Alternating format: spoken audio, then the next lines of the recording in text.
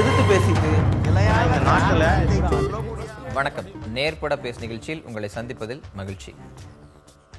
தமிழகத்தில் இன்னும் சில மாதங்களில் உள்ளாட்சி தேர்தல் நடைபெற உள்ள நிலையில் தமிழக அரசு உள்ளாட்சி தேர்தலில் மேயர் தேர்வு முறையில் சில மாற்றங்களை கொண்டு வரக்கூடிய சட்ட முன்வடிவை இன்றைக்கு பேரவையில் தாக்கல் செய்திருக்கிறது.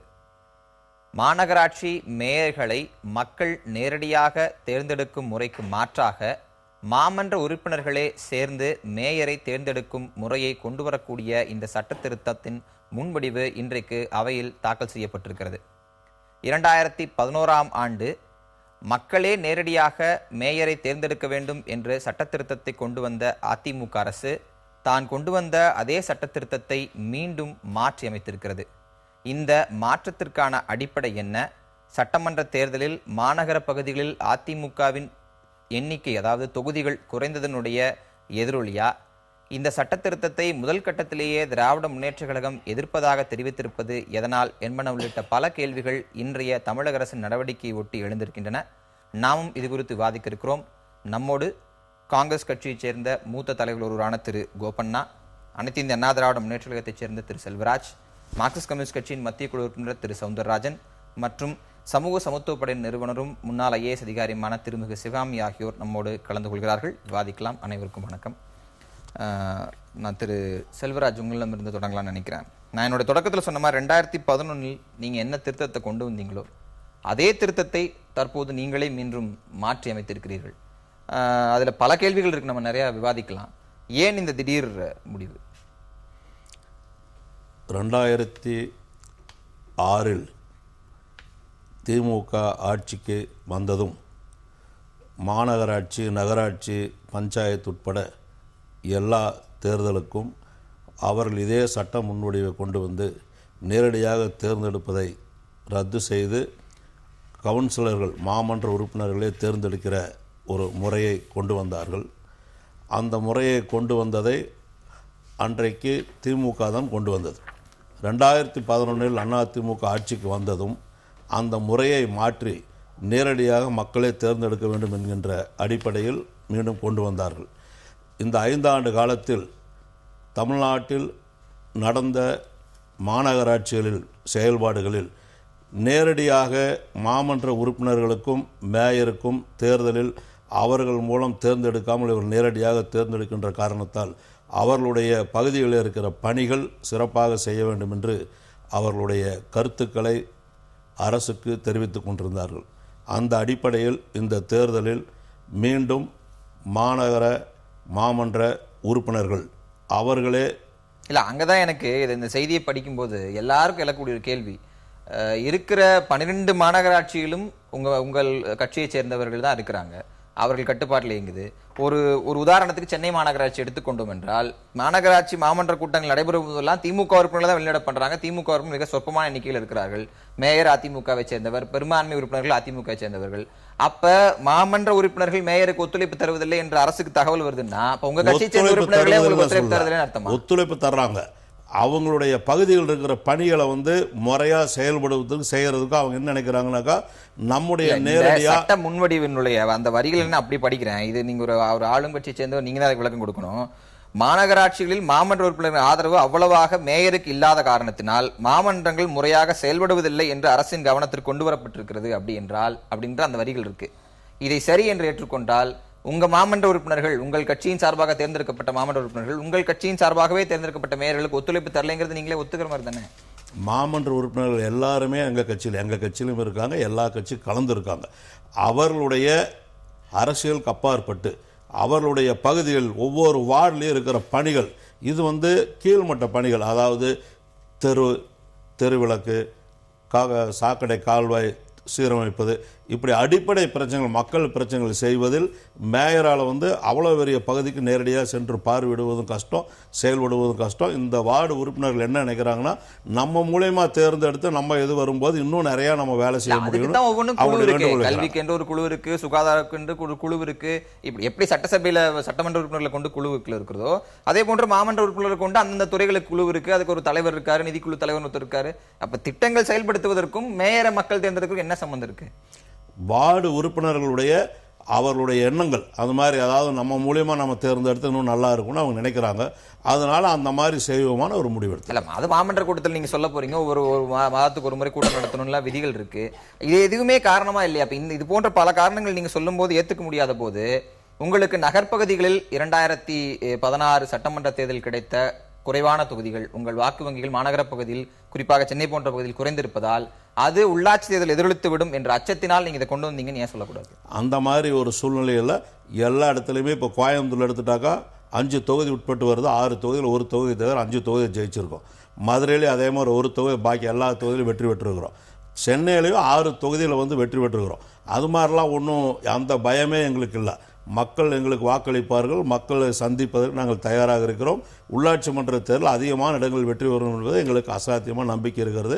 அந்த அடிப்படையில் இல்லை, மக்களுடைய பணிகள் தடை இல்லாமல் முறையாக அத்தியாவசிய பணிகள், அவருடைய எதிர்பார்ப்புகள் நிறைவேற வேண்டும் என்பதற்காக இந்த நடைமுறையை கொண்டு வர வேண்டும் என்று முடிவெடுக்கப்பட்டது. 2006 திராவிட முன்னேற்ற கழகம் இதே சட்டத்திட்டத்தை தான் கொண்டு வந்திருந்தது. வேறு சில விஷயங்களும் அது கிளாஸஸ் ஆட் ஆயிருந்தது.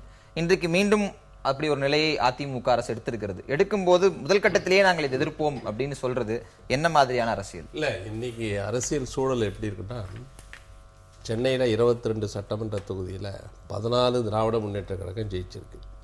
22லையும் திமுக காங்கிரஸ் கூட்டணி சேர்த்தா அதிமுகவை விட அதிக வாக்குகளை பெறுகிற நிலை இருக்கு.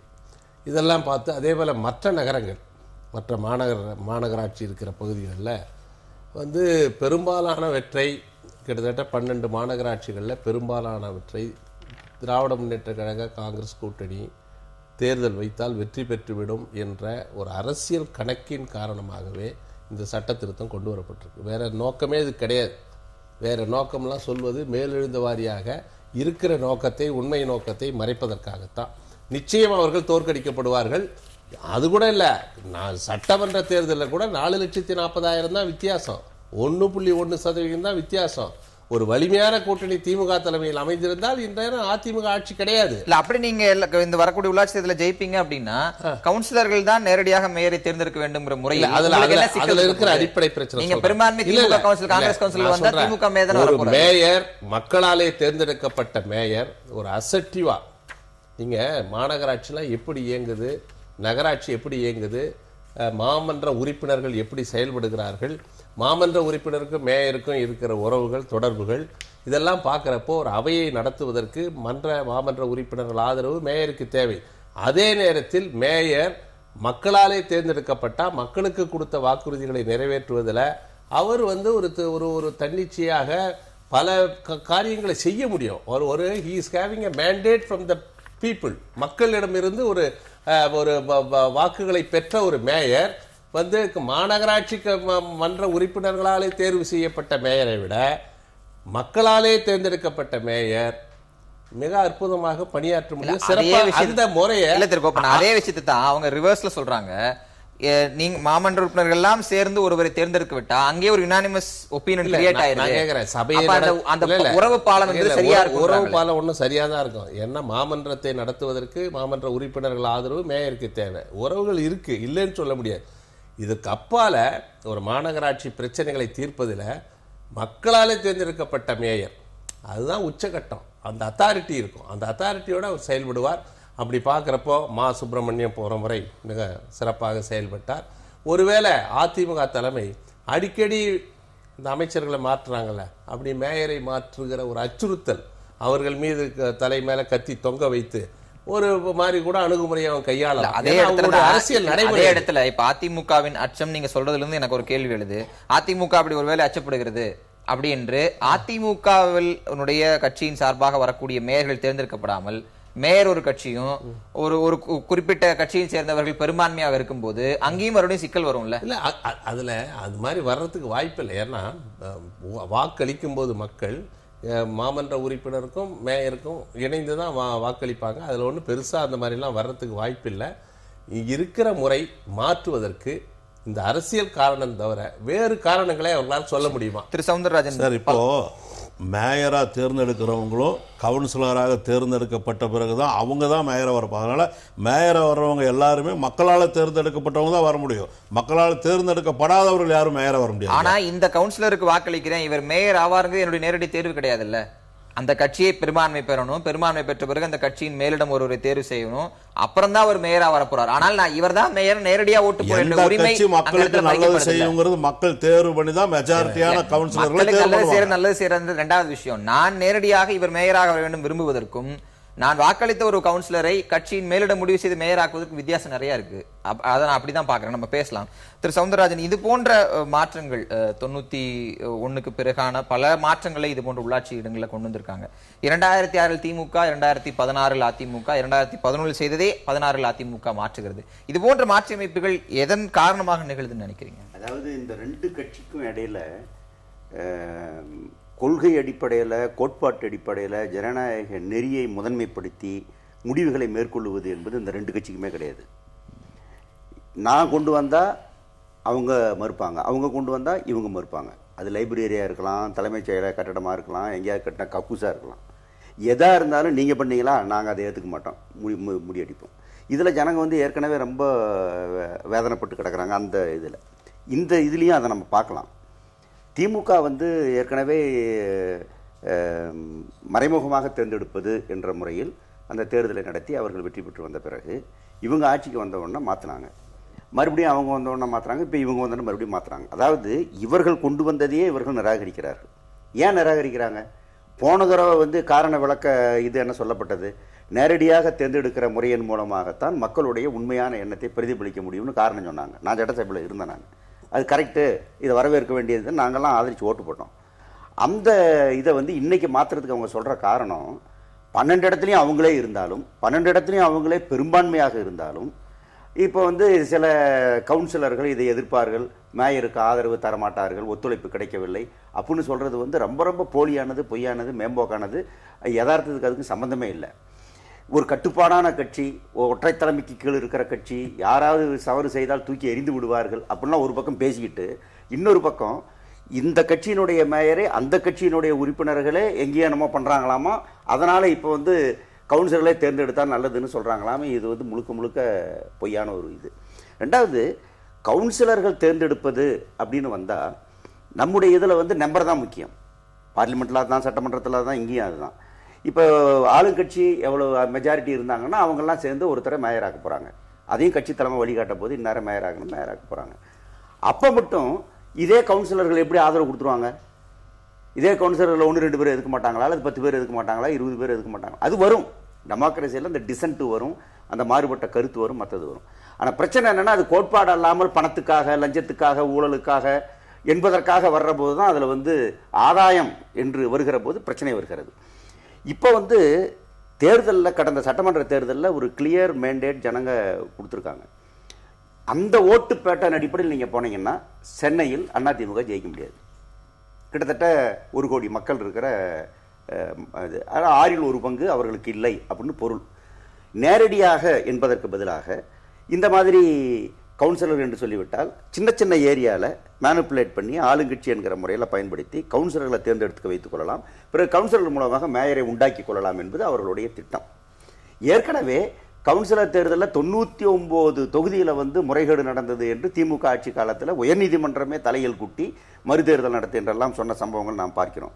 இப்போது அதிமுகவினுடைய கேம் பிளான் என்னென்னா, கவுன்சில் எலெக்ஷனில் எல்லா விதமான முறைகேட்டையும் செய்து நாம் அதில் மெஜாரிட்டி பெற்று மேயர் பதவிகளை கைப்பற்ற வேண்டும் என்பது. அதற்காகத்தான் இந்த திருத்தத்தை அவர்கள் கொண்டு வருகிறார்கள். நேரடியாக என்று சொல்லுகிற போது அதிலும் முறைகேடு செய்வார்கள், அதிலும் பணத்தை பயன்படுத்தலாம், மற்றதை பயன்படுத்தலாம். ஆனால் இந்த அளவுக்கு செய்ய முடியாது. சவுந்தரராஜன் சொல்வதிலிருந்து இன்னும் ஒருபடி நான் மேல் போய் பேச வேண்டும் என்றால், குதிரை பேரத்திற்கான ஒரு எளிதான வழி அதான் அடுத்து சொல்ல வர. இது குதிரை பேரம் நடக்கும் என்பது எந்த விதமான சந்தேகமும் வேண்டாம். 10 பேரை கடத்திட்டு போயிடுவாங்க, 20 பேரை கடத்திட்டு போயிடுவாங்க, 30 பேரை கடத்திட்டு போயிடுவாங்க. இல்ல யாரு மேயர் ஆகணும்னு விரும்புறாரோ அல்லது நினைக்கலாமோ அவருக்கு முன்னாடியே சொல்லிடுவாங்க, நீங்க எனக்கு ஓட்டு போடுற மாதிரி இருந்தா உங்களுக்கு பணம் தர்றேன், எனக்கு ஓட்டு போடுற மாதிரி இருந்தாக்கா ஏன் ஜாதிக்காரன் ஓட்டு போட சொல்றேன், எல்லாமே நடக்கும். அதனால இது வந்து டைம் டெஸ்டட். இது இந்த மெத்தட் அவ்வளவு சரியில்லை. இப்ப நகர்பாலிகால வந்து இவங்க கொண்டு வர சட்டம் மாதிரி தான் இருக்கு. பட் அதையெல்லாம் கணக்கில் எடுத்துக்கொண்டு தான் மாற்றி அதிமுக கொண்டு வந்தது. இப்போ எதுக்கு மறுபடியும் மாற்றணும்? இப்போ எந்த கட்சியில் யார் கவுன்சிலராக ஜெயிக்கிறாங்களோ அவங்க அந்த கட்சிக்கு தான் ஓட்டு போடுவாங்களோடைய குதிரை பேரம் பேசுறதுக்கு இது தவறான இது. அந்த மாதிரி ஒன்றும் யாரும் குதிரை பேர பேச முடியாது. எப்படி அதிமுக கவுன்சிலர் வேற கட்சிக்கு ஓட்டு போட்டுருவாங்க, திமுக கவுன்சிலர் எப்படி இன்னொரு கட்சி அவர் எப்படி மேயர் எதிராக பேசுவாரு? மேயருக்கு நாங்க சொல்லலையே. ஒத்துழைக்காதங்கிறது எழுதிய வச்சிருக்கீங்களா சார்? சட்ட முன்வடிவுல வந்து முழுமையான விளக்கம் கொடுக்கிறது சட்டமன்றத்தில் அமைச்சர் சொல்லியிருக்காரு, விளக்கம் கொடுப்பார். அதுக்கு விவாதம் வரும்போது பேசுவாங்க. இன்னைக்கு இருக்கிற சூழ்நிலையில சென்னை மாநகராட்சியில வந்து ஏதோ திமுக எம்எல்ஏ அதிகமா ஜெயிச்சிட்டாங்கிறதுக்காக வந்து அதிமுக ஜெயிக்காங்கிறது. அதிமுக பொறுத்தவரை கட்டாயம் நாங்க வந்து இந்த மாநகராட்சியில் அதிக பெரும்பான்மை வருவோம். இங்க அடிப்படை கேள்வி என்னன்னா, ஒரு ஜனநாயக முறைப்படி இருக்கிற விஷயம், அதாவது மேயரை நானே நேரடியாக தேர்ந்தெடுப்பது, வாக்காளர் நேரடியாக தேர்ந்தெடுப்பது என்பது ஜனநாயகபூர்வமான விஷயம். அதை ஏன் நீங்க மறுபடியும் வந்து ஒரு கன்ஃபியூஸ்ட் ஸ்டேட்டுக்கு கொண்டு போறீங்க? திரு சவுந்தரராஜன் குறிப்பிடுவது போன்று குதிரை பேரத்திற்கோ இல்ல வந்து அங்க பல அடிப்படைகளில் வாக்குகளை மாற்றுவதற்கோ கவுன்சிலர் விலைக்கு வாங்குவதற்கோ சம்பவங்கள் நடக்காத உங்களால சொல்லிட முடியுமா? நீங்களே செய்த திருத்தத்தை எதற்கு மாற்றுகிறீர்கள்? அதாவது உங்களுக்கு இந்த திருத்தங்கள் கொண்டு வந்திருக்கிறது வந்து மக்களுடைய அடிப்படை உரிமைகளை செய்து கொடுப்பதற்கு வசதி வாய்ப்பாக இருக்கும் என்பதற்காக கவுன்சிலர்களிலிருந்து ஒருவரை மேயராக தேர்ந்தெடுத்து அவர்கள் பணியாற்றிக் கொள்ள வேண்டும், ஒற்றுமையாக செயல்படும் என்பதற்காகத்தான். இதோடைய வேறு எந்த அரசியல் இதற்கு முன்பு ஸ்டாலினை வந்து வெளியேற்றுங்கிறதுக்காக 2 பகுதியில் இருக்கக்கூடாதுன்னு ஒரு திருத்தமாக அவங்க கொண்டு வந்தாங்க. இதெல்லாம் இந்த மாதிரி ஒரு விண்டிக்டிவா, ஒரு பழிவாங்கக்கூடிய முறையில், ஒருத்தரை வெளியேற்றக்கூடிய முறையில் வரக்கூடிய சட்டங்கள் என்பதுதான் என்னுடைய குற்றச்சாட்டு. இதுக்கு முன்னாடி நம்ம இந்த சென்னை நகரத்தை பற்றி கொஞ்சம் சொல்ல வேண்டியது இருக்குது. சென்னை நகரம் வந்து ஒரு புகழ்பெற்ற நகரங்கிறது எல்லாருக்கும் தெரியும், பழமையான புகழ்பெற்ற நகரம். இது வந்து வெறும் ஸ்டேட் ஹெட் குவார்ட்டர்ஸ் மட்டும் கிடையாது, ஒரு காஸ்மோபாலிட்டன் சிட்டின்ற அந்தஸ்தில் இருக்குது. இங்கே நிறைய மக்கள் தொகை இருக்காங்க. இதுக்கு வந்து இன்டர்நேஷ்னல் லெவலில் சிஸ்டர் சிட்டியெல்லாம் கூட கிரியேட் பண்ணி நிறைய வேர்ல்ட் பேங்க் ப்ராஜெக்டு, ஹெல்த் சம்மந்தமான ப்ராஜெக்டு, எவ்வளவோ திட்டங்கள் இங்கே நிறைவேறி இருக்குது. இந்தியாவை பொறுத்த வரைக்கும் அது ஒரு முக்கியமான இடம். இது முக்கியமான இடம்னு சொல்லும்போதே இதில் உள்ள பிரச்சனைகளையும் நம்ம ஹைலைட் பண்ண வேண்டியது இருக்குது. இப்போ வந்து கூவம் வந்து இந்த சிட்டியினுடைய சென்டர் பகுதியில் ஓடுது, இதை சுற்றி ஆக்கிரமிப்புகள் இருக்குது. ஆனால் ஏழை மக்கள் வந்து நல்லா இங்கே அவங்கள உழைப்பை சுரண்டி திரும்ப அவங்கள வெளியில் குப்பை மாதிரி கொட்டுற ஒரு அரசியலும் தொடர்ந்து நடந்துகிட்டு இருக்கு. இன்னொன்று வந்து ஊழல் மலிந்த ஒரு சிட்டியாகவும் இருக்குது. கார்ப்பரேஷனுடைய நடைமுறைகளை நீங்கள் கடந்த காலத்தில் பார்த்தீங்கன்னா வரி வசூல் உள்ளிட்டு மற்ற வசதிகள் செய்து கொடுப்பதில் ரொம்ப ஊழல் நிறைந்திருக்கு. அதனால் இந்த மாதிரியான அதே சமயத்தில் நிறைய படித்தவங்களும் இந்த சிட்டியில் இருக்காங்க. இந்த சென்னை கார்ப்பரேஷனை பொறுத்த வரைக்கும், அந்த லிமிட்டை பொறுத்த வரைக்கும் ரூரல்லேருந்து பயங்கரமாக வேறுபடுது. இப்போ நீங்கள் ஓட்டிங் பேட்டர்ன் பார்த்தீங்கன்னா நகர்ப்புறத்தில் ஒரு மாதிரியும், புறநகரில் ஒரு மாதிரியும், ரூரலில் ஒரு மாதிரியும் இருந்திருக்கு. இப்போ இந்த முக்கியமான வேறுபாட்டை மறைக்கிறதுக்காக இப்போ நம்ம வந்துட்டு மத்தியில் ஆட்சியில் இருக்கிறவங்க தான் ஸ்டேட்டில் ஆட்சியில் இருக்கணும்னு நம்ம எப்படி சொல்கிறது இல்லையோ, அதுபோல் ஸ்டேட்டில் ஆட்சியில் இருக்கிறவங்க தான் உள்ளாட்சியிலையும் இருக்கணுங்கிறது ஒரு விரும்பத்தக்க ஒரு அது மாதிரி சொல்ல முடியாது நம்மளால். யார் வேணால் இருக்கலாம், ஜனநாயகங்கிறது அப்படி தான். அதனால் ஒத்த கருத்து உருவாகுங்கிறத விட ஊழல் அதிகமாகுங்கிறது தான் என்னுடைய கருத்து. எப்போ வந்து எதிர்கருத்து வந்து வலிமையாக இருக்கோ அப்போ ஊழல் தடுக்கப்படுங்கிறது தான் முக்கியமான விஷயம். அதனால் இந்த பிரச்சனைகளை எப்படி கையாளுறாங்கிறதுக்கு ஒரு சிறந்த ஆளுமை தேவைப்படுது. இதை வந்து மக்கள் நேரடியாக சம்மந்தப்பட வேண்டிய அவசியம் இருக்குது. நான் என்ன மாதிரி மேயர் இந்த டவுனுக்கு வேணும்னு நான் நினைக்கிறேன் அப்படின்னு ஒவ்வொருத்தரும் இண்டிவிஜுவலுக்கும் அந்த உரிமை இருக்குது. ஒரு புகழ்பெற்ற நகரத்தை காப்பாற்ற வேண்டிய, இன்னும் அதனுடைய டீக்ரடேஷன்லேருந்து அதனுடைய லிவிங் கம்ஃபர்ட்ஸு, இந்த மாதிரி போக்குவரத்து நெரிசலை தவிர்க்கிறது, இதெல்லாம் பொறுத்து எல்லாருக்கும் கன்சர்ன் இருக்குது. அப்படிப்பட்ட சிட்டியில் ஏன் மக்கள் நேரடியாக தேர்ந்தெடுக்கக்கூடாதுன்னு இவங்க நினைக்கிறாங்கங்கிறத விரிவாக விவாதிக்கப்பட வேண்டிய விஷயம். அவங்க சொல்றாங்க, நீங்க சொல்ற அதே பவர்ஃபுல் மேயராக நேரடியாக ஒருவர் வராமல் ஒரு மாமன்ற உறுப்பினராக தேர்ந்தெடுக்கப்பட்ட அவரையே நாங்க பவர்ஃபுல்லா மாத்துறோம் எல்லாருடைய கோஆபரேஷனோடங்கறாங்களே. இல்ல அது வந்து என்னன்னா, பவர்ஃபுல்ங்கிறது வந்து என்ன மாதிரி பவர் அப்படிங்கிறது தான் இங்க ரொம்ப முக்கியம். இப்போ வந்துட்டு பவர்னா என்னன்னா, இந்த குடிசைகளை இன்னைக்கு அப்புறப்படுத்த முடியும்னா ஒரே நாளில் அப்புறப்படுத்த முடியும். இது ஒரு பவர்னு நான் நினைக்கல. இந்த குடிசைகளை அப்புறப்படுத்தாம இங்கேயே அவங்களுக்கு வீடு கட்டி தரணுங்கிறத நான் பவரா நினைக்கிறேன். அப்ப இந்த ரெண்டு எதிர்கருத்தையும் எப்படி நீங்க இடம் கொடுப்பீங்க? இல்ல அந்த இடத்துல தான் இல்ல அந்த இடத்துல ஆளும் தரப்புல இருந்து வேறொரு விஷயத்தை சொல்றாங்க. அது மீதான உங்க கருத்தை நீங்க சொல்லுங்க. இல்ல அவங்க முதலமைச்சர்களையோ பிரதம மந்திரியோ இல்ல அவங்களுக்கு நேரடியாக தேர்ந்தெடுப்பது இல்ல சார். நான் ஒரு உங்களை கேள்வி கேட்கிறேன். கடந்த காலத்துல இவங்களுக்கு சாதகமா நடந்திருக்காங்கன்னு ஒரு பட்டியலை கொடுங்க, என்னென்ன பிரச்சனைகளை அவங்க கையாண்டிருக்காங்க, கூவத்தை சரி பண்றதுக்கு என்ன பண்ணிருக்காங்க, ஆக்கிரமிப்புகளை அகற்றுறதுக்கு என்ன பண்ணிருக்காங்க, ஏழை மக்களை வெளியேற்றாமல் இங்கே குடி வைக்கிறதுக்கு என்ன பண்ணிருக்காங்க, பணக்காரங்க கிட்ட இருந்து வரி வசூல் முறையா பண்றதுக்கு என்ன நடவடிக்கை எடுத்திருக்காங்க. நீங்க கரெக்டா சொன்னீங்கன்னா நாளைக்கு அவங்க ஒரு அஜெண்டா வச்சுட்டு எலெக்ஷன்ல நிக்கட்டும். அப்படி ஒரு அஜெண்டாவை மேயர் தான் வைக்க முடியும். நான் இதெல்லாம் செய்வேன் அப்படின்னு சொல்ல முடியும்.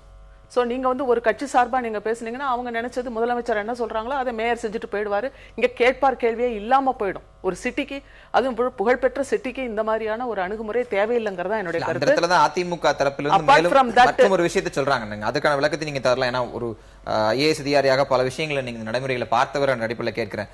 ஒரு முதலமைச்சரையோ பிரதம மந்திரியோ நாங்க நேரடியாக தேர்ந்தெடுப்பதில்லை, சட்டமன்ற உறுப்பினர்கள் நாடாளுமன்ற உறுப்பினர் மூலமாக தேர்ந்தெடுக்கப்படும் போது அதே நடைமுறை மாநகராட்சியில் கொண்டு வந்தா என்ன, எதனால அந்த இடத்துல மட்டும் எப்படி அவங்க பவர்லெஸ்ஸா மாறிடுவாங்க, இல்ல செயல்படாமல் போயிடுவாங்கன்னு கேட்கறாங்களே. அதாவது என்னன்னா, நான் தான் சொல்லிட்டேன் ஏற்கனவே, ரூரல் வேற அர்பன் வேற. அர்பனுடைய கேரக்டரை ஏன் மாற்றணும்னு நான் கேட்குறேன். இவங்க இங்கே படித்தவங்க இருக்காங்க, சிந்திக்கிறவங்க இருக்காங்க, இன்னொன்று வெளிப்படையாக பேசுகிறவங்க இருக்காங்க, எல்லா பத்திரிகையாளர்களும் இங்கே தான் குடியிருக்கிறாங்க. ஸோ அவங்களுக்கான ஒரு தளமாக ஏன் இதை கிரியேட் பண்ணக்கூடாது? அதுக்கான விவாதம் என்ன? நீங்க ஆரோக்கியமான விவாதம் நடத்துறீங்க.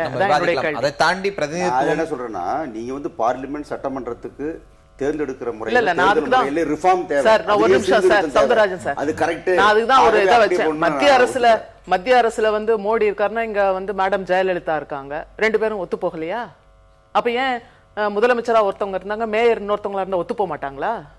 அது என்ன லாஜிக்? இது என்ன லாஜிக்? தேர்ந்தெடுக்கிறது மக்கள் தான் தேர்ந்தெடுக்க போறாங்க, அரசாங்கம் நியமிக்கிறது இல்ல. இல்ல அது நேரடி தேர்வா மறைமுக தேர்வாங்கறத நீங்க கேள்வி. நேரடியா தான் கவுன்சிலர்கள் தேர்ந்தெடுக்கப்பட்டு கவுன்சிலர் மூலமா தான் மேயர் தேர்ந்தெடுக்கப்படுறாங்க. அதுல தான் சிக்கல் இருக்குன்னு தொடர்ச்சியாக விவாதங்கள் வைக்கப்படுதுன்னு முக்கியம். நான் 2001 அனுபவத்தை அடிப்படையாக வைத்து 2006 ஒரு சட்ட திருத்தத்தை திராவிட முன்னேற்றக் கழகம் கொண்டு வந்து அவர்களுக்கு சாதகமாக அன்றைய சூழலை மாற்றிக்கொண்டது.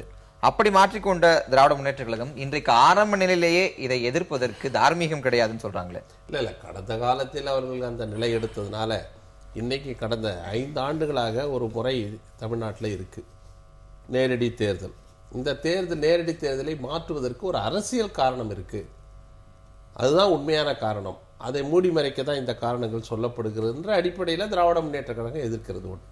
ரெண்டாவது, என்னை பொறுத்தவரை இந்த 73-74 கான்ஸ்டியூஷனல் அமெண்ட்மெண்ட், பஞ்சாயத்து ராஜ் நகர்பாலிகா ராஜீவ் காந்தி கண்ட கனவுபடி மக்களுக்கு அதிகாரம் கொடுக்கணுன்றதுக்காக தான் இதை கொண்டு வந்தார். அவர் கடுமையாக முயற்சி பண்ணார். நரசிம்மராவ் ஆட்சி காலத்தில் அது இன்னைக்கு சட்டமாக நம்ம இருக்குது. 1994 தமிழ்நாடு சட்டம் கொண்டு வர்றப்போ ஒரே நாளில் விவாதம் இல்லாமல் நிறைவேற்றியவர்கள் தான் இவங்க.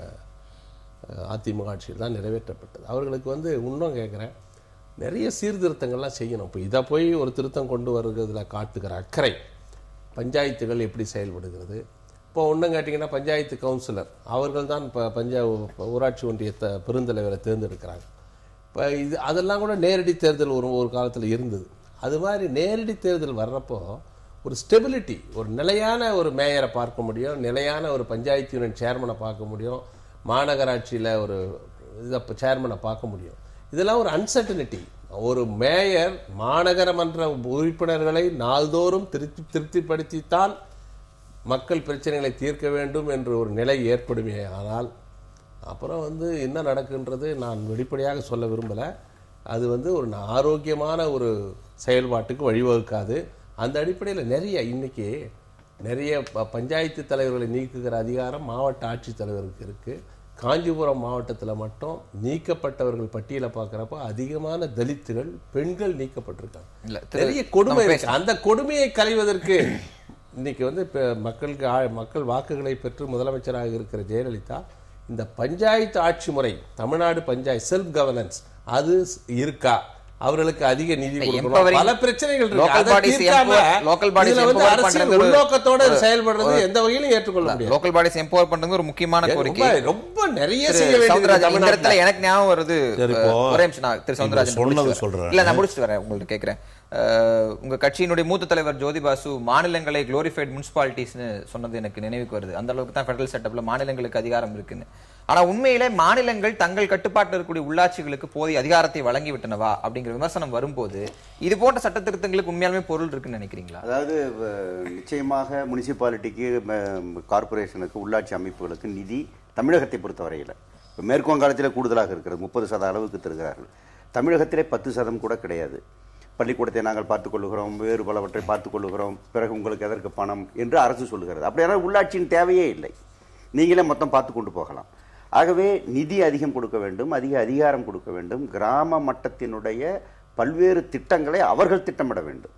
அங்கே இருக்கிற சின்ன சின்ன கல்வெட்டு, சின்ன சின்ன இட்டேரி, தண்ணீர் போவதற்கான வழி, இதையெல்லாம் அந்த ஊர் மக்களே செய்து கொள்வதற்கான வாய்ப்பு இன்றைக்கு கிடையாது. பஞ்சாயத்து தலைவர் நினைத்தால் கூட அங்கே இருக்கிற ஒரு ஏரியிலே ஒரு பிடி மண்ணை எடுக்க முடியாது, தொட முடியாது, மதகை சீர்படுத்த முடியாது, எதுவும் செய்ய முடியாது. ஆகவே இப்படிப்பட்ட நிலைமையில அதெல்லாம் பெரிய சீர்திருத்தம் தேவைப்படுகிறது. இல்லாவிட்டால் உள்ளாட்சி என்பது அதனுடைய முழு அதிகாரத்தோடு இருக்காது. இரண்டாவது, நம்முடைய தமிழகத்திலே இப்போ இந்த ஜிஎஸ்டி வந்தால், நீங்கள் குளோரிஃபைடு முனிசிபாலிட்டி என்ற அந்தஸ்து கூட ஜிஎஸ்டி வந்தால் இருக்காது, அதுவும் முடிந்து போகும் என்கிற மாதிரியான ஒரு நிலைமை. ஏனென்றால் ரிசோர்ஸே வரப்போறதில்லை என்கிற மாதிரி மத்திய அரசாங்கத்தில் அது இருக்கிறது. சில திருத்தங்களோடு அது வந்தால்தான் பலனளிக்கும். அதைவிட மோசமாக நம்முடைய முனிசிபல் உள்ளாட்சி அமைப்புகள் மாறிப்போகும். அப்படிப்பட்ட நிலைமையில் காந்தி கண்ட கிராமராஜ்யம் அல்லது கிராமப்புறத்தினுடைய அதிகாரப்படுத்தல் என்பதை நீங்கள் மேயர் போன்ற மற்றது போன்ற அந்த விஷயங்களில் நேரடியாக தேர்ந்தெடுப்பது என்கிற அந்த முறை, ஒரு முழு அதிகாரத்தோடு இருக்கிற அந்த முறை என்பது அவசியம். இவர்களே கொண்டு வந்தார்கள், ஏன் மறுக்கிறார்கள்? அவர்கள் ஏற்கனவே எதை கொண்டு வந்தார்களோ அதற்கு நேர் எதிராக திராவிட முன்னேற்றக் கழகம், அதாவது எது தேவையோ அதை மையப்படுத்தி பேசுவதற்கு பதிலாக எனக்கு இப்போது எது பயன்படும் என்பதை வைத்து பேசுவது என்பதுதான் இந்த ரெண்டு கட்சிகளோட நடைமுறையாக இருக்கிறது. அதற்கு ஒரு முடிவு வராவிட்டால் பெரிய கஷ்டம், தமிழ்நாட்டுக்கே பெரிய கஷ்டம்.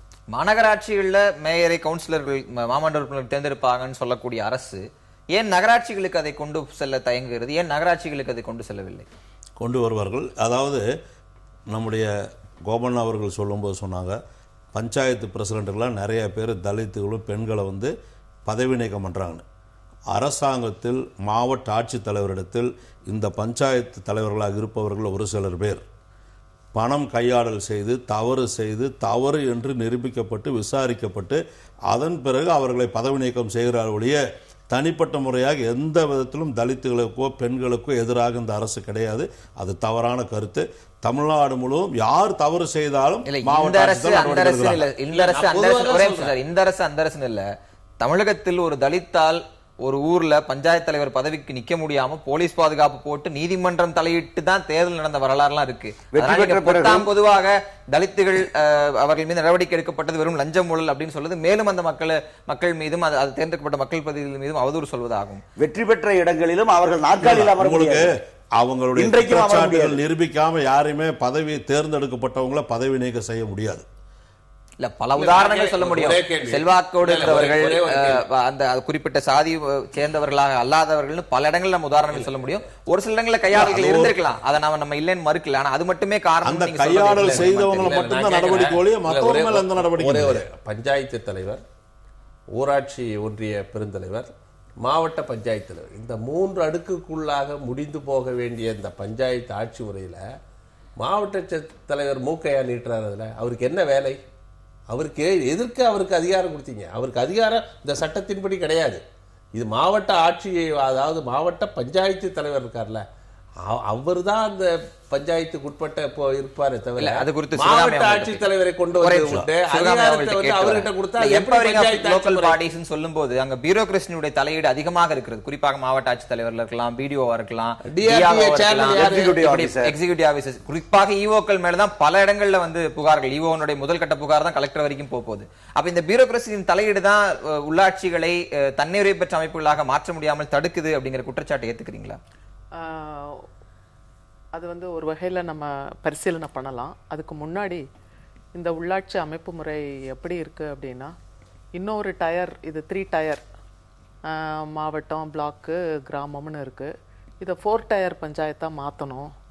ஏன்னா இன்னமும் தலித் கிராமங்கள் சுயாட்சி பெற முடியாமல், உள்ளாட்சியில் அனுமதிக்காமல், அவங்கள அதிகமான பாப்புலேஷன் இருந்தாலும் பல இடங்களில் என்ன பண்ணுறாங்கன்னா 3000 பாப்புலேஷன் இருந்தாலும் அதை 2-3 பிரித்து வேறு பஞ்சாயத்து கூட சேர்த்து விட்டு அவங்கள மைனாரிட்டியாக வச்சுருந்து இன்னும் மற்றவருடைய தலைமையை ஏற்றுக்கொள்கின்ற அதே நிலையில் நீடிக்குது. அதனால் இந்த கிராமங்களில் தலித் கிராமங்களில் 500 பேருக்கு மேலே இருந்தால் அல்லது 1000 பேருக்கு மேலே இருந்தால் அதை பார்த்து அதை ஒரு தனி பஞ்சாயத்தாக அறிவிக்கும் பொழுது இந்த 4 டயரும் இந்த அதிகாரம் பரவல். ஏன்னா நம்மளுடைய நோக்கம் ஜாதியை ஒன்றுபடுத்துறதோ அல்லது ஜாதியை ஒழிக்கிறதோ இல்லை. குறைஞ்சபட்சம் அதிகார பரவல் தான். அப்போ அந்த அதிகார பரவல் வில்லேஜ்ல இருந்து தலித் கிராமத்துக்கு போகலங்கும் போது அது 4 டயரா மாற்ற வேண்டிய ஒரு அவசியம் இருக்கு. தலித் கிராமத்துக்கு போய் சொல்றீங்க, நீங்க மாநகராட்சியில மேயர்களை நேரடியாக தேர்ந்தெடுக்கப்படலைன்னா ஏற்கனவே இருக்கக்கூடிய கோரிக்கை மாநகராட்சி மேயர்களில் தலித் மற்றும் ஒடுக்கப்பட்ட மக்களுக்கான இடஒதுக்கீடு வேணும் அப்படிங்கிற கோரிக்கை இருக்கு. பொதுநல மனு வரைக்கும் உயர்நீதிமன்றம் தாக்கல் செஞ்சிருக்காங்க. அந்த உரிமையை உங்களுக்கு பறி போயிருமே. நீங்க அதுக்கப்புறம் தானே கிராமங்களை தலித் கிராமங்களாக அடையாளப்படுத்துறது. நீங்க வந்து சிட்டியை பத்தி பேசுறீங்க. நான் சிட்டில இருந்தே ஆரம்பிக்கிறேன். இல்ல நான் வந்து பஞ்சாயத்து, ஏன்னா அது எங்க இருந்து ஆரம்பிக்கணும், அடிமட்டத்துல இருந்து ஆரம்பிக்கணும். ஏன்னா அதிகார பரவல்ங்கிறது வந்து மேல இருந்து கீழே வழிகிறது இல்ல, கீழே இருந்து மேல பலப்படுத்துறது தான். அதனால இன்றைய காலகட்ட சூழலை ஒப்பிட்டு பார்க்கும்போது ஒரு டேர்ம் இதுல வந்து 10 வருஷம் நீங்க வந்து மாநகராட்சி மேயரை தலித்துகளுக்கு ஒதுக்கணுங்கிற கோரிக்கையோடு ஒரு தரப்பினர் வாதாடி வரும்போது அதுவே உங்களுக்கு அந்த கோரிக்கைக்கு இன்னும் நான் வரல. நான் இப்போதைக்கு இந்த 4 டயர் பஞ்சாயத்தா அது மாத்தணும். ஏன்னா நகரங்கள் கம்மியா இருக்கு, கிராமப்புறங்கள் அதிகமா இருக்கு, அங்க அதிகமான மக்கள் வசிக்கிறாங்க. அதனால அதிகமான மக்களுக்கு சார்பா நான் இதை வந்து இந்த அதிகார பரவலை பற்றி பேசுகிறேன். இன்னொன்று, கலெக்டருக்கு இந்த அதிகாரம் கொடுக்கறதுங்கிறது எப்படி இருக்குன்னா, இப்போ இவங்க கொஞ்சம் நஞ்சம் பவரை என்ஜாய் பண்ணுறாங்க இல்லையா, அந்த பவர் அலோகேஷன் கான்ட்ராக்டு இதெல்லாம் வந்து தங்கள் கையில் வச்சுக்கணுங்கிறதுக்காக. ஏன்னா இவங்க இடையூறாக இருக்காங்க, அவங்களுக்கு வேண்டப்பட்டவங்களுக்கு கொடுக்க முடியல, இங்கே சாதி ஆளுமைகளுடைய இன்ஃப்ளூயன்ஸ்லேருந்து இவங்களை காப்பாற்றிக்க முடியலங்கிற இடத்துல அதை வந்து அதை வந்து அந்த பவரை அவங்க எடுத்துக்கிறதுக்காக இந்த மாதிரி பண்ணுறாங்க. இதை நான் கண்கூடாக வந்து சில இடங்களில் மாவோயிஸ்ட் கண்ட்ரோலில் இருக்கிற சில கிராமங்களில் இருந்து மீட்ட போலீஸார் அந்த கிராமங்களை போலீஸ் பார்வையில் வச்சுக்கிறாங்க. ஏன்னா இவங்களுக்கு கொஞ்சம் ஏரியா, மாவோயிஸ்ட் கொஞ்சம் ஏரியா, 2 பேரும் அமிக்கபிளாக அந்த இடத்துல ஃப்ரெண்ட்லியாக இருக்கிறத நான் பண்டாரா டிஸ்ட்ரிக்டில் எலெக்ஷன் அப்சர்வராக போயிருந்தப்ப நான் கவனித்தேன். அதனால் இந்த தங்களுடைய கண்ட்ரோலில் வச்சுக்கணும் அப்படிங்கிறதுக்காக இந்த ஓவரால் பவர் இந்த அதிகாரிகள் துஷ்பிரயோகம் பண்ணுறதுக்கு வாய்ப்பு இருக்குங்கிறத நம்ம மறுக்க வேண்டியதில்லை. இதுதான் என்னுடைய. தமிழ்நாட்டை பொறுத்த வரைக்கும் மாவோயிஸ்ட் கிடையாது. தமிழ்நாடு எல்லா மாவட்டத்திலையும் அதை வந்து புதுசா வந்து இந்தியா முழுவதும் அது சட்டத்தில் இடம் இருக்கு, அமைச்சிருக்காங்க. 542 மாவட்ட தலைவர்கள், மாவட்ட ஆட்சித்தலைவர்கள் தான் எல்லாம் இருக்காங்க. அதனால தமிழ்நாட்டுக்கு மட்டும் தனியாக அது ஒரு விதிவிலக்கா நீங்க சொல்றது வந்து அது நடைமுறைக்கு வராது. 2வது, இந்த கடந்த 5 ஆண்டுகளில் தமிழ்நாடு முழுவதும் எல்லா பஞ்சாயத்து, நகர சபைகளில், மாநகராட்சி எல்லா இடங்கள்லையும் LED சோடியம் பல்ப் போடப்பட்டிருக்குது, கழிவுநீர் வாய்க்கால் அமைத்து கொடுக்கப்பட்டிருக்கிறது, சாலைகள், உட்புற சாலைகள் காங்கிரீட் சாலை போட்டு எல்லா அடிப்படை வசதிகளும் பொதுமக்களுக்கு செஞ்சு கொடுத்திருக்குது. அதுல ஒன்றும் எந்த விதமான குறைபாடும் கிடையாது, எல்லா இடத்துலையும் செஞ்சிருக்கோம். அதனால செய்யாத வேலைகளே கிடையாது. பள்ளிக்கூடங்களை பொறுத்த வரைக்கும் சொன்னாரு, நலத்திட்டமும் செஞ்சிருக்கீங்க, மக்கள் உங்க நலத்திட்டத்துக்கு வாக்களிப்பாங்கன்னா ஏற்கனவே இருக்கிற முறையை தொடர விட்டுருக்கலாமே, மக்களே உங்க மேயரையும் தேர்ந்தெடுத்திருப்பாங்கல்ல. மக்களுக்கு என்ன செய்யணும், எப்படி செய்யணுங்கிறது தமிழ்நாடு முதலமைச்சர் அம்மா அவர்களுக்கு தெரியும். எந்த அடிப்படையில் அரசுடைய திட்டங்கள் பணிகள் போய் சேரணுங்கிறதுல அவங்க வந்து இந்த முறை வந்து மாநகராட்சி மட்டும்தான் சொல்லியிருக்கிறாங்க. அதாவது கவுன்சிலர்களே வாக்களித்து தேர்ந்தெடுத்து அவர்களும் கவுன்சிலராக நின்று வெற்றி பெற்றவர்கள் தான் மேயராக வர முடியும்னு சொல்லியிருக்காங்க. 2வது ஒரு குறிப்பாக நான் சொல்கிறேன், 2006 திமுக ஆட்சியில் இதே மாதிரி கொண்டு வந்தாங்க, நடத்தினாங்க தேர்தல். எப்படி சென்னையில் நடந்தது? 90 இடங்களுக்கு மேலே வன்முறைகள், கொலை வெறி தாக்குதல், எங்க பார்த்தாலும் மக்கள் அடி உத வெட்டு குத்துப்பட்டு நிறைய பேர் அடிபட்டாங்க. அந்த தேர்தலை பார்த்து பொது வழக்கா உயர்நீதிமன்றமே எடுத்து அந்த சட்டம் அந்த தேர்தலை வந்து ரத்து செஞ்சுட்டு 2வது ஒரு தேர்தல் நடத்துறாங்க. இது ஜனநாயக நாட்டில் வந்து படுகொலை பண்ணாங்க. இதை பத்தி பேசுறதுக்கு எந்த தகுதியும் உரிமையும் அந்த மாதிரி அராஜகம் இப்பொழுது கிடையாது. அராஜக ஆட்சி கிடையாது, அராஜக பேர்வழிகளும் இங்க கிடையாது, கொலைபெறி பிடித்தவர்கள் யாரும் எங்களது கட்சியில் கிடையாது. இத்தனை எண்ணிக்கையில் இடங்கள் வேணுங்கும் போதுதான் அந்த இடத்துல வந்து வன்முறைகளும் இல்ல பூத் கேப்சரிங் வரைக்கும் எல்லா விஷயங்களும் நடக்க போகிறது. அந்த எண்ணிக்கை தானே இப்ப மறுபடியும் நீங்க கொண்டு வரீங்க. அப்ப வயலன்ஸ் நடக்காத எந்த அடிப்படையில் அராஜகம் வரும் என்பது ஒன்று. கூட்டுறவு தேர்தல் அதிமுக ஆட்சியில் இவர் எப்படி அந்த தேர்தலை சொல்லுகிறார், திமுக ஆட்சி அப்படிதான் நடந்தது. 3 ஆண்டுகளுக்கு முன்னாடி எங்கும் நாங்கெல்லாம் இப்ப பல்லவன் போக்குவரத்து கழகத்தில் நாங்க ஒண்ணுமே பண்ண முடியல, நாமினேஷனே போட முடியல. அதனால 2 பேருக்கு அதெல்லாம் பெரிய வித்தியாசமெல்லாம் ஒண்ணும் கிடையாது. ஆனா இப்ப நீங்க வந்து மேயர் நேரடியாக தேர்ந்தெடுப்பதற்கு பதிலாக கவுன்சிலர்கள் தேர்ந்தெடுப்பார்கள் என்று ஆரம்பித்தால், கவுன்சிலர் சின்ன ஏரியாவில் அந்த இடத்தை கைப்பற்றுவதற்காக அரசினுடைய எல்லா எந்திரங்களும் பயன்படுத்தப்படும், பணம் பயன்படுத்தப்படும், அடிதடி நடக்கும், எல்லாம் நடக்கும். கவுன்சிலர்களை கைப்பற்றிய பிறகு மேயர் அவர்கள் ஆளாக மாறுவார்கள் என்பதுதான் இதுக்கு பின்னாடி இருக்கிற திட்டம். இந்த திட்டம் ஜனநாயகத்துக்கு உகந்ததல்ல, வரி நல்லதல்ல. வருவாயில திமுக என்ன செய்தார்கள் என்று குற்றம் சாட்டுகிறார்களோ அதையே செய்வதற்கு இவர்கள் இப்போது முடிவெடுத்திருக்கிறார்கள். பொதுவா வரி வருவாயில வந்து 8%, 9%, 10% ஸ்டேட் பினான்ஸ் கமிஷன் பரிந்துரை செய்து 2001 வரைக்கும் கொடுக்கல. இல்ல அதுக்குள்ள போற முன்னாடி திரு சவுந்தரராஜன் சொன்னதுல இருந்து நீங்க பதில சொல்லலாம்னு நினைக்கிறேன். நீங்க அப்போது திமுக எந்த நோக்கத்தில் செய்ததோ அதே நோக்கத்தில் அதிமுக செய்து இப்ப மட்டும் எதிர்க்கிறீங்கன்னா அதிமுக எதை செய்தாலும் எதிர்க்க வேண்டுங்கிற அடிப்படையில் திமுக எதிர்க்க. நான் அந்த திமுக அதிமுக என்ன செஞ்சாங்க இவங்க என்ன செய்யறாங்க அடிப்படையில் பேசல. இன்றைக்கு எடுத்திருக்கிற முடிவு இது வந்து இந்த மாநகராட்சியில ஒரு ஆரோக்கியமான செயல்பாட்டுக்கு வழிவகுக்காது. இது வந்து மேலும் மோசமான ஒரு சூழ்நிலையை உருவாக்கி ஒரு அன்சர்டனிட்டி. இப்போ ஒரு மேயராக இருப்பவர் நித்திய கண்டம் பூர்ண ஆயுசு, அம்மா எப்போ அவங்கள வந்து பதவி விட்டு போக சொல்லுவாங்கன்னு தெரியாது. ஒரு அன்சர்டனிட்டி இருக்கும். ஒரு நிலை இருக்காது. ஒரு நிலை வந்து தமிழ்நாடு முதலமைச்சர் அம்மா அவர்களை பொறுத்தவரை கிடையாது. மக்கள் பணியை முறையா செய்யணும், செய்ய வைப்பாங்க. இவங்க மாதிரி வந்து ரவுடிசம் இல்லாத ஒரு நல்ல மாநகராட்சி கொடுப்பாங்க. கடந்த காலங்களில் கோயம்புத்தூர் மேயர் நடந்ததுதானே, புதுசா வருதுன்னு சொல்லிடலையே. கடந்த காலங்களில் கோயம்புத்தூர் மேயருக்கு என்ன நடந்ததோ அதே போல நடக்கும். இது வந்து மக்களுக்கு அதிகாரம் கொடுக்கிறது தான் ஜனநாயகத்தினுடைய மேன்மை சிறப்பு. அதை சீர்குலைக்கிற ஒரு முதலமைச்சர் எப்படி மக்களுக்காக அதிகாரத்தை கொடுக்காம மாநகர் மன்ற உறுப்பினர்கள் மூலமாக மேயர் தேர்ந்தெடுப்பதே ஒரு ஜனநாயக விரோத செயல்.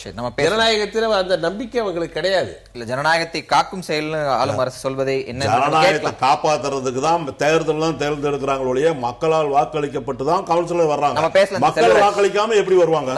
திரு சவுந்தரராஜன், 2016 சட்டமன்ற தேர்தலில் இந்த இரு கட்சிகளுக்கும் ஒரு கிளியர் மேண்டேட்டை மக்கள் கொடுத்திருக்கிறாங்க. வரக்கூடிய இதில் இன்றைக்கு கூட தேமுதிக தனித்து போட்டி என்று அறிவித்திருக்கிறார்கள்.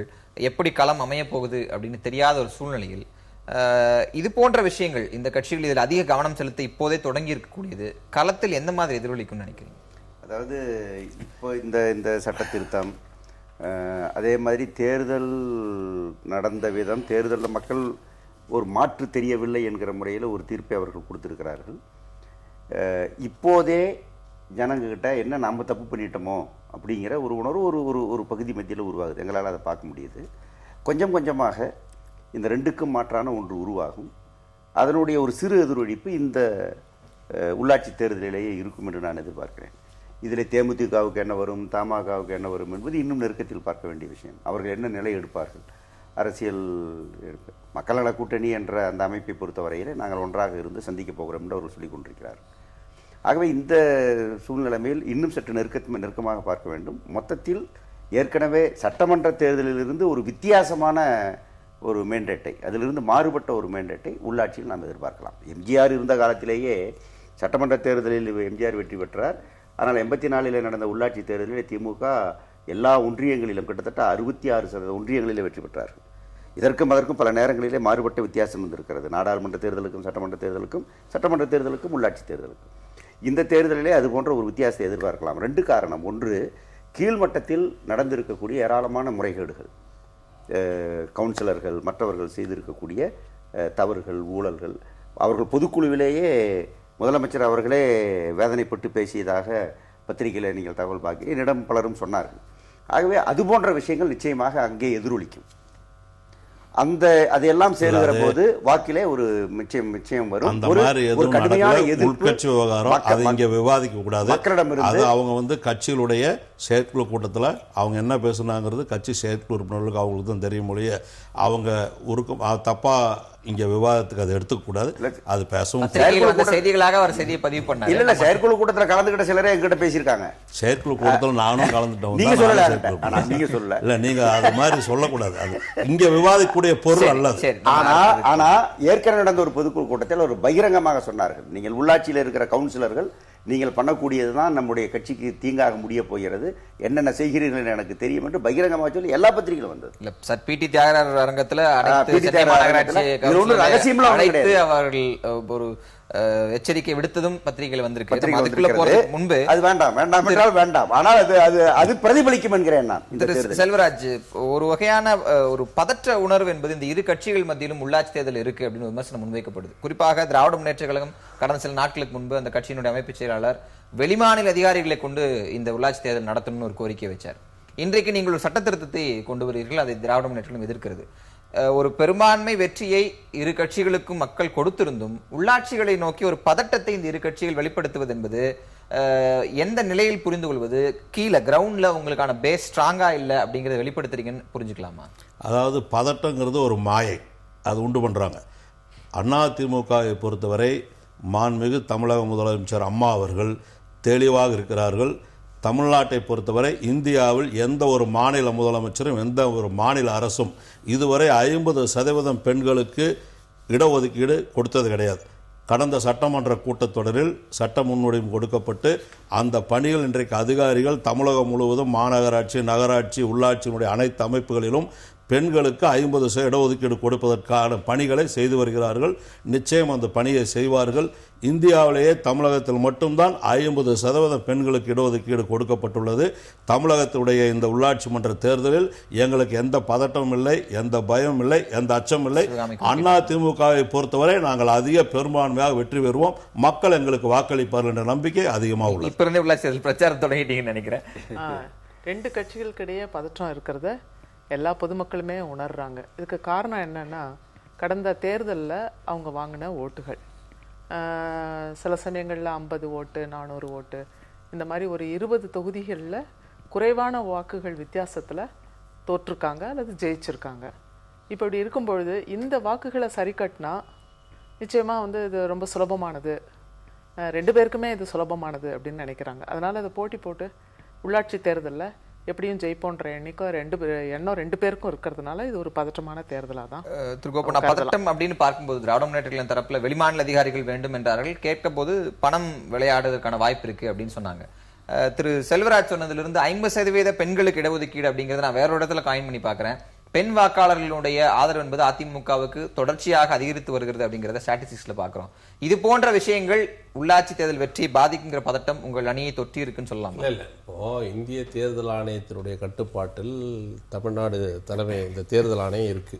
அவர்கள் நடத்திய தேர்தலில் பணத்தினுடைய ஆதிக்கத்தின் காரணமாக பலர் வெற்றி வாய்ப்பை இழந்திருக்காங்க. ஒரு நேர்மையான தேர்தல் நடக்கல. ஒரு அதிமுகவை சேர்ந்தவர் 25 கோடி செலவு செய்தெல்லாம் வெற்றி பெற்றிருக்கிறாங்க. கோடிக்கணக்கான ரூபாய் செலவு செய்தால் எல்லாருமே நான் சொல்றேன், இதுல பரவலா பேசப்படுகிறது. நான் குற்றச்சாட்டு திமுக மேல இல்ல, நான் என்ன சொல்றேன், உங்க வேட்பாளர்ல திமுக வேட்பாளர் ஒவ்வொருவரும் ஒரு ஓட்டுக்கு 2000 ரூபாய் நான் கொடுத்த நீ கொடுத்தன்னு பேசிக்கிறாங்க. அவங்க அது என்ன சொல்றீங்க? இல்ல இந்த தேர்தல் லட்சங்களுக்கு மாறாக கோடிகளை பற்றி பேசுகிற தேர்தலா மாற்றிய பெருமை இந்த தலைமை தேர்தல் ஆணையத்துக்கு உண்டு.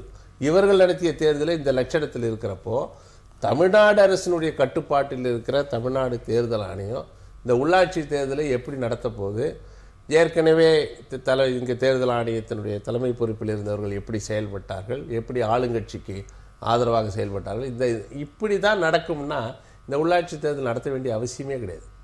இப்படி பணத்தினுடைய ஆதிக்கம், பணம் கொடுத்து வாக்குகளை பெறுவது, அப்புறம் பல விதமான முறைகேடுகளை செய்து வெற்றி பெறுவது என்று வச்சுக்கிட்டீங்கன்னா அந்த உள்ளாட்சியில நல்லாட்சி அமையவே வாய்ப்பே கிடையாது. இதெல்லாம் தடுத்து நிறுத்துவதற்கு 7 லட்சத்துக்கு அதிகமான அதிகாரிகள் தேர்தல் பணியாற்றுறாங்க. அந்த அதிகாரிகள் எந்த ஊர்ல இருந்து வர போறாங்க? தமிழ்நாட்டுல அரசு அதிகாரிகள் இருக்கக்கூடியதா தேர்தல் நடத்த போறாங்க. போன தேர்தல் நீங்க எல்லாரும் ஜெயிச்சீங்களே, அப்ப அந்த அதிகாரிகள் எல்லாம் உங்களுக்கு விரோதமா செயல்பட்டாங்களா? ஜனநாயக முறைப்படி செயல்பட நம்ம அதிகாரிகளை, நம்ம தமிழ்நாட்டு அதிகாரிகளை கொச்சைப்படுத்தாதீங்க. நான் சொல்றது கொச்சை, நான் யாரையும் கொச்சைப்படுத்தல. மாநிலத்தில இருந்து வெளிமாநிலத்தில் என்ன செய்வாங்க அவங்க?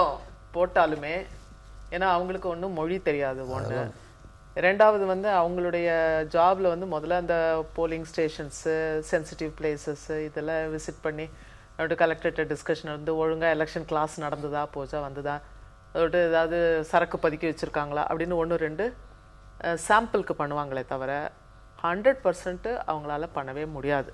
அப்போது இதை யார் பண்ணுறாங்கன்னா இங்கே இருக்கிற லோக்கல் அதிகாரிகள் தான் பண்ணுறாங்க. அப்போ லோக்கல் அதிகாரிகள் கொஞ்சம் இன்ஃப்ளூயன்ஸாக பயஸ்டாக இருக்கிறதுக்கு வாய்ப்பு இருக்கு.